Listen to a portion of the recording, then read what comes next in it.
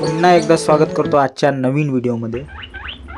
ऊन अशी कडाक्याची तपत आहे आणि बाजूला आपण तलाव पाहत आहे। हा तलावाच्या सानिध्यात आल्यावर ऊन काय असते हे विसरूनच जातो आणि बाजूला असं जंगल दिसते।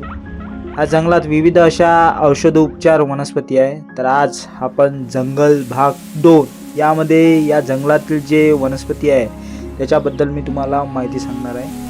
आणि चला तर आजच्या या व्हिडिओमध्ये सुरुवात करूया। तर उन्हाळ्यात जंगलात पाणी नसते, त्यामुळे उन्हाळ्यातील जंगलातील झाडे सुकलेले असते। हे झाड मोहाचं आहे आणि जसं जसं अंदर जाते तसं तसं आपल्याला विविध अशा प्रकारचे वनस्पती इथं पाहायला भेटते। पुढे आल्यावर तुम्ही बघू शकता असं हिरवंगार असं दुसरं झाड आहे।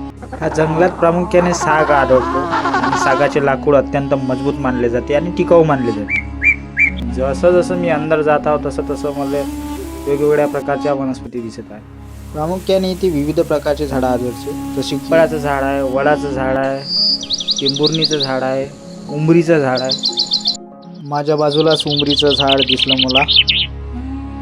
उंबर काय असते मी तुम्हाला आज दाखवतो, इकडे येऊ द्या। आणि हे बघू शकता तुम्ही उंबर, उंबरीचं झाड म्हणते। बरेचसे लोक हे खाते, हे खाऊन तसं तर गोड लागते। हे पिकाचं आहे, हे कच्चं आहे। वरतं तुम्ही जर पाळलं तर हे चारोळ्याचं झाड दिसते त्याच्या पलीकडं, आणि ते आत्ता पण हिरवगारचं झाड। बाजूले असे खूप सारे झाडं आहे, भराटीचे झाडं आहे।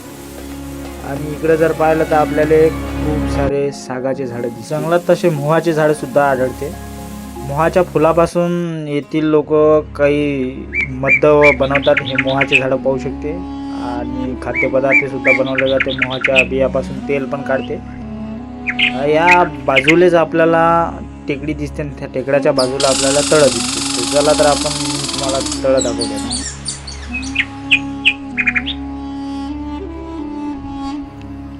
जंगल म्हटलं की तिथे पाण्याचा प्रश्न येतोच, आणि जंगलात हा भला मोठा तलाव आहे।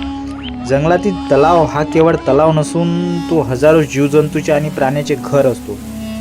कडक उन्हाळ्यात जेव्हा जंगलातील पाण्याचे इतर स्रोत आटतात तेव्हा हा तलावच तहान भागवण्याचा प्रयत्न करतो। तिथे वाघ, हरिण, गवे, ससे, बिबटे आणि विविध असे पक्षी सुद्धा या तलावाच्या काठी येऊन आपली तहान भागवतात। या तलावाच्या काठावर विविध प्रकारचे फुलं, पगडे, बदके आणि रंगीबिरंगी आणि निसर्गाच्या सानिध्यात हे तलाव असल्यामुळे येथील अतिशय असं आकर्षणाचं केंद्र हे तलाव आहे। तर आजच्या व्हिडिओमध्ये एवढंच।